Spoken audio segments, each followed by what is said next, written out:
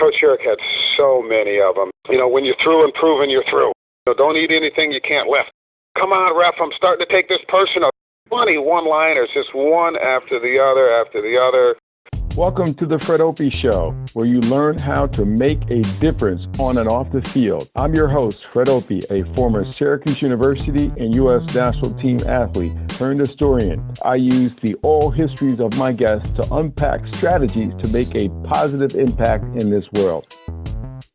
On today's Fred Opie Show, we speak to Sowell, the head lacrosse coach at the United States Naval Academy, about his time serving as an assistant coach under Hall of Famer Coach Dave Urick at Georgetown University. And we also talk about Urickisms, that is, the sayings that anybody who has been around Coach Urick is familiar with. But first, my response to questions from listeners. Jayson, who like me is a volunteer coach for his daughter's team, writes, I've been listening to your lacrosse podcast for a few months, and I just wanted to thank you for the great content and inspiration. Then he goes on to ask, what are the three most vital technical points you would recommend that I teach an 11 and under girls team about a settled offense set? I don't want to overemphasize systems, but I think they've reached the age and stage when I should at least introduce a basic settled offense concept for them, so they begin to understand how 5 players can work together in the offensive zone and have something of a plan and structure to it. Thanks in advance for your guidance. Jayson, first, thanks for being a regular listener to the show, and I'm glad to hear that you're enjoying the content. You ask a great question. What's appropriate to teach 11 and under athletes in terms of X's and O's? My response would be the same for basketball, soccer, ice hockey, or lacrosse, which are all sports I've coached for kids who are U11 athletes. I want to share 7 points that address your question, in which I will leave these in the liner notes for this show, and you can review them later. First, let's remember the KISS principle. Keep it simple. Teach the players to prevent traffic jams, move the ball, keep possession, be a double threat to score a goal or assist a goal. So here's 7 points I would suggest to you, Jayson. Teach your players the following 7. Move to the open space to prevent traffic jams. Have them think of their offense like cars at a busy intersection, that they want to move to open space. Move them to open space to prevent traffic jams or log jams. Number 2, teach them to be a threat to shoot or assist a goal in open space at all times. Teach them to be a threat. If they're too far from the goal, they won't be a threat to shoot or assist a goal. Teach them to be a threat to shoot or assist a goal in open space. Number 3, teach them to keep passes and shots 5 to 7 yards. I think this would keep a lot of college teams from having so many turnovers. Roughly 5 to 7 yards. Keep the passes and the shots on goal 5 to 7 yards. I think you will increase the accuracy of the shooting and decrease the turnovers in the offensive zone. Number 4, shoot or pass within 3 to 5 seconds. This is something that can take the passing to another level. Forget the youth leagues where they have a 3-pass requirement. What I do with my players, I've been doing this for a long time, and it is successful. Have them shoot or pass within 3 to 5 seconds. 3 to 5 seconds is a whole lot more time than you actually realize, so try it. Number 5, teach your players to back up shots on goal to maintain possession. In lacrosse, that's how it works. If you take a shot, whoever closest to the ball before it goes over the end line maintains possession. So always have them know the importance of backing up shots to maintain possession. Number 6, it's harder to cover people who move than those who don't. Take it from a defenseman who played at the highest level in the game. It is hard to cover people who move. Teach them to constantly move, to be a threat, to shoot or to assist a goal.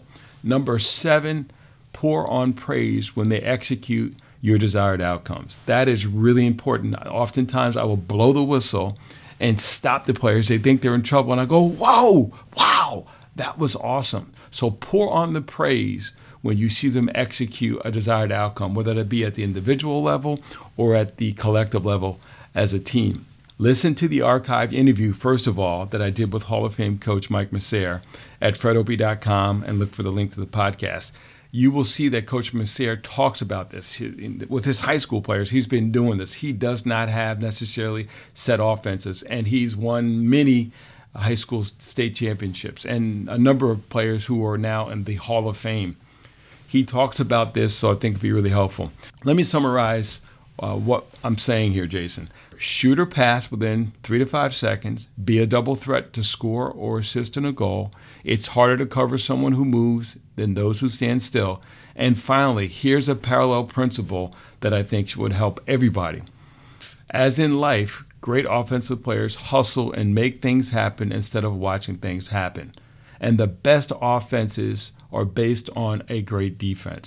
Let me say that again. As in life, great offensive players hustle and make things happen instead of watching things happen. And the best offenses are based on a great defense. I got another question that came via Facebook. That's another way you can reach out to me. They have a child who's a big fish on their team, and they're debating whether they should move the child up into a more competitive environment. If your son or daughter is fanatical about their sport, and they have the ability and you have the cash, this is what you should do. Try enrolling them in a 1 or 2 day clinic attended by kids who are competitive and skilled under the supervision of some great coaches. So how do you find those clinics? Check the website of top high school and college programs in your area. Ask people in the know in your network who have had kids who played at a very high level, whether it be Division 3, 2, 1, or whatever in college. But if they played in college, believe me, these parents have gone through the same process that you're trying to evaluate. Once you get that kid in the clinic, and the clinic probably won't cost you any more than maybe $100, $50, depends on what it is, but it is worth the investment. Watch your child play at the beginning of the clinic and come before the clinic is over and watch your child again. And read your child's body language. How are they responding to being in a competitive environment in which they are not the most dominant player there? If you see your child having a great time, it's a great indicator that you should probably move them to a more competitive environment. Also, ask the child. Ask them for feedback about what they thought about playing in this more competitive environment with better players. This should give you the information you need to make an informed decision about whether to put your child in a more competitive environment or you to invest more for your child to do so. Above all, be sure your child is pulling the process and you're not pushing the child into a more competitive environment. Please email me at fdopie@gmail.com and share your questions. I will repeat them on the show so people get the benefit of your question and my response. Invite me to speak and host the Fred Opie Show at your school, club team, or camp by emailing me at fdopie@gmail.com. Hosting a show is a great way for the older students who are interviewed to pass on positive peer pressure to younger students. And during the Q&A with the audience, I share a perspective I wish I had when I was younger. Now on to our interview with Coach Sowell of the United States Naval Academy. We talk about his experience working under Dave Urick as an assistant coach at Georgetown University for about 8 years before becoming the head lacrosse coach at Dartmouth College. I asked Coach Sowell for his advice to the younger version of him seeking to build his or her resume to become a lacrosse coach at a place like the United States Naval Academy. Coach Sowell is a native of Western New York, where he grew up not far from Hobart College. Like Greg Tarbell, who we've done a podcast on, check it out in our archive, he attended Copelsco College, where he earned All-American honors before transferring to Washington College, which is located not far from the United States Naval Academy in Annapolis, Maryland. Coach Sowell is a husband and a father of 2 girls and someone I consider a friend. When I think of Coach Urick, you talk about players who have it, and what exactly is it? And, you can define that in many ways. And that's how when I think of Coach, he just had it. He just had a way with the players. No question he was more of a player's coach. He wasn't a big yeller and screamer, that type of coach, but the players really loved playing for him. They responded to him when he did, every now and again, raise his voice. He created this environment where he made this playing the game fun, and I think that, as a result, he got the best out of his players. Now, don't get me wrong. He had some awfully talented players, too, no doubt about it. When you talk about coaches, you talk about a personality, you talk about their knowledge. Coach Urick had both of those traits, but his personality, I think, was the strength of his coaching philosophy, him being him more than anything else, and the players just loved playing for him. And as a result, they would run through a brick wall for him, and he had one of the better stretches in all of sports, right? He won 12 national championships in a row. That really speaks to the great job that he did as the coach up at Hobart. How did you come to be his assistant at Georgetown? Coach Urick and I go a little ways back. I was actually supposed to go to Hobart coming out of high school. I was more of a football player than a lacrosse player at that time because I had only started playing lacrosse my sophomore year in high school. And I grew up about an hour south of Hobart. My high school coach played at Hobart, and I was supposed to go there.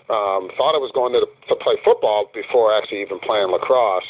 But things didn't work out academically for me, so I had to go to junior college. As you know, that's where you and I competed against each other. Mm-hmm. But Coach Urick and I developed a little bit of a relationship, not a huge relationship, but between with the football camp up there, and again, my high school coach played for him, and so he gets he takes the Georgetown job back in I guess 1989, and I tell people.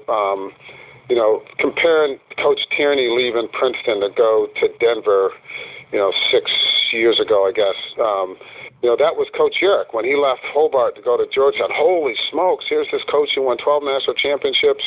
He's moving on to go to Georgetown, a program who hadn't had a winning season ever. So that was big news.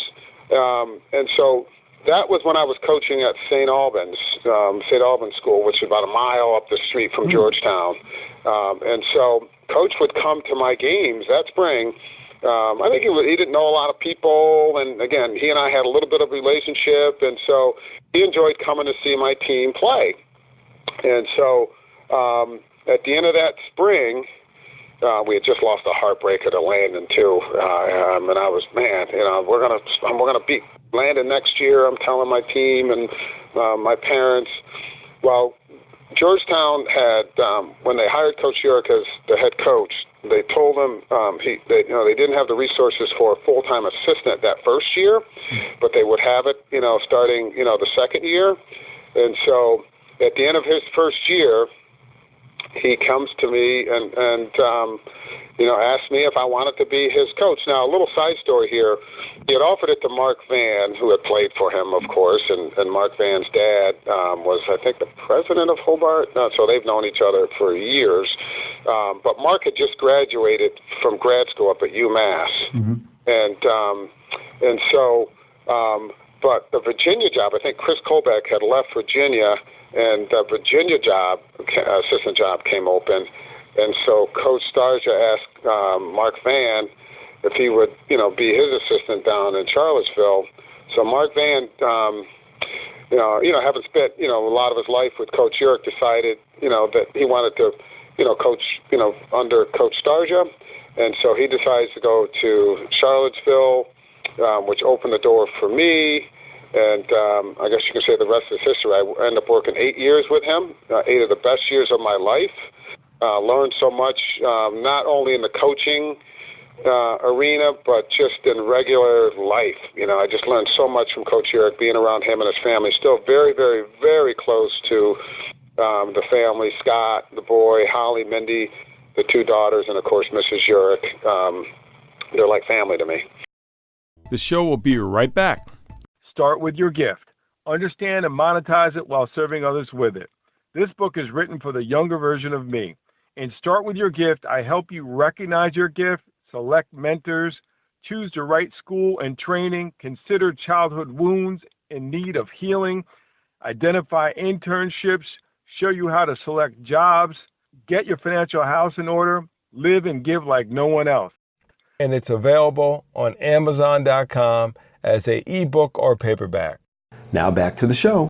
Coach Urick is a colorful guy. Anybody who has played with him, any referees have been around him, they know he's a colorful guy. I wondered, what were some of his mantras that have become ingrained in you? Coach Urick had so many of them. And I laugh because I still use I still use a lot of them, and I come up and I just laugh. And of course, my players are looking at me like, "What? These one-liners." But he had a bunch of them. He had a bunch of them. As I'm thinking, when you're through and proven, you're through. The only thing we have in common with our opponent is time. And it's what we got to make best use of our time. You're standing out in the rain. Once you're wet, you're wet. At halftime, the easy half is over. Like dying and going to heaven. If somebody got in trouble, I'll rip your lips off. One of his advices he'd have is, don't eat anything you can't lift. Hey, ref, he's warding off with his helmet. Come on, ref, I'm starting to take this personal. These one-liners that would just crack you up. He was just so funny, and it was just a joy to be around every day. What was distinctive about his coaching style? He was just so cool under pressure. He made great adjustments at halftime. He wasn't typically yelling and screaming. Every now and again, he'd raise his voice. Yeah, he'd get after the guys. And obviously, when he did, the guys really knew, that either they had screwed up or, coach was serious. But his ability late in the game when the pressure's on to just bring the guys in the huddle and just say the right thing. And allow them to go out and execute. His ability to make not just the in-game adjustments, but just how he related, how he spoke to the team, when the game is, it's a one-goal game late in the fourth quarter, or it's a tie game in overtime. His ability to relax the team, to me, was just very, very impressive. When you win 12 national championships, there's a whole lot of lessons learned before you got to that point. How many games that he lost? I'm sure he learned some things, just as I've learned some things from him that I've taken. So he has helped me going forward as a head coach. In what way has he influenced you in the huddle, at halftime, recruiting? How has he influenced you directly as a coach? I just learned from watching him. As being a head coach, is letting your assistant coaches coach. He let me coach. I made mistakes. He would correct me when I made mistakes, but he really was, especially when I first got there, I'm a high school coach, stepping into the college game. He let me coach. He relied a lot on me when it came to recruiting, but just watching him in a home, how he spoke with the parent, and watching him, throwing some funny in there. No doubt, Coach Urick comes into your house. Now, we might not ultimately get that recruit, but, man, they're going to think long and hard, and the parents are going to be like, man, I want my son to play for this man. I learned a lot of things on the field. To this day, when we start practice, I got to be able to play defense and clear the ball. Those are very important things. You got to defend, and you got to be able to clear. So I still base a lot of my practice plan early in the season on being good on the defensive end of the field, and then making sure we can clear the ball. Those are just a few of many things that I learned from him. Really treat my assistants the way that he treated me, and you say hire good people and you let them do their job. That is definitely something that stuck with me. I use it to this day. When you became a head college coach at Dartmouth, what were some of the things that you thought you understood about being a head coach that after you became one, you go, man, I didn't know this was going to be like this? That's another good question. I haven't taken over a program that had a winning record, so I knew coming into these situations it's going to be rebuilding, and it's going to take some time. I'm going back to, I guess, when I took over at Dartmouth, being away from your family. Those first couple of years, my wife, she was excited that I was a head coach, but, being on the road all the time with a little baby girl left for some lonely times for her, which she wasn't happy about. You're the head coach at a great place. I mean, people would love to have the job you have. The 20-year-old version of you that hears this podcast or is watching this live on Facebook, how would you encourage them to establish their credentials? What are some things that you say, you need this on your resume so that if an opportunity comes to interview for one of the top jobs in Division I lacrosse, you'll be in the hunt? I'd say right off the bat, and it's an easy one, You got to put the time in. Working lacrosse camp, things have changed significantly, as you know. During the 80s, 70s, 80s, early 90s, summer camps were very important. Going to those different camps, whether it's a Rutgers camp or a Hobart camp, West Point camp, getting out, ultimately just meeting people. Nowadays it's a little different because they have the recruiting showcases. I remember, the Hobart camp. It's when I first got to know Coach Tierney and all the, just a lot of great coaches, Paul Wareham, and just developing relationships with them. That's a big part of it, because when people hire a head coaching job, you're going to look to hire someone that you have, at least a little bit. Hiring coaches out of the blue that you have no idea who they are, that doesn't happen very often. There's usually some kind of connection. And obviously your resume, where you've been, experience, that's going to factor in. But it's going to come down to, do I know this guy? Do I feel comfortable with this guy? What's the reputation of this guy? And that's the other thing that I would advise my younger self, and that would be to being a good person. And that's not being, kind of phony or fake around people so they see you being this certain type of person. But I was raised very well by my mother, and a lot of the credit that I've gotten over the years is directly as a result of her teaching me the right things, right from wrong, to be polite. But you being an African-American, myself being an African-American, very few, even to this day, play the sport. But 20 years ago, 30 years ago, there was very, very few. I treat people the right way, please and thank you, and respectful to people. I think that would be something I would definitely make sure my younger self knew. And that's how I raise my kids as well. So that's a big part of it. At the end of the day, you want people to be able to say, man, he's a good person. He's a good guy. To me, that's like the ultimate compliment. He's a good guy, a good person. That's being respectful, being polite. I think that has served me well. And again, I have to give full credit to my mother for the person I am today. I do sprinkle in some coaching influence. Dave Urick, be it one, Terry Corcoran, my high school coach Tom Moffitt, Keith Reitenbach. All those guys have had tremendous influences on me as well. But in terms of the foundation of who I am, no doubt about it, it was my mother. Would certainly tell my younger self, that these are the things that you need to do if you want to succeed in coaching. There's a book that I read, I think it's called More Than Talent. And the book essentially saying that that's not enough. You got to be a good citizen is what I hear you say. Absolutely. And people don't, X's and O's are great. You can know that. But let's just if you're a jerk, nobody's going to want to work with you. No one's going to be recruited by a jerk, and nobody wants to hire a jerk. And I think that just gets very often pushed under the rug. And we're in a time period now, a lot of these scandals coming out, that will just derail your career. Forget trying to get a head coaching job when you can't even be a person somebody wants to live with. I agree with you 100%. 100%. School was never a big, that was always tough for me. That was always a big challenge for me. But, just being a good person, does get you. It gets you a long ways. There's no doubt about it.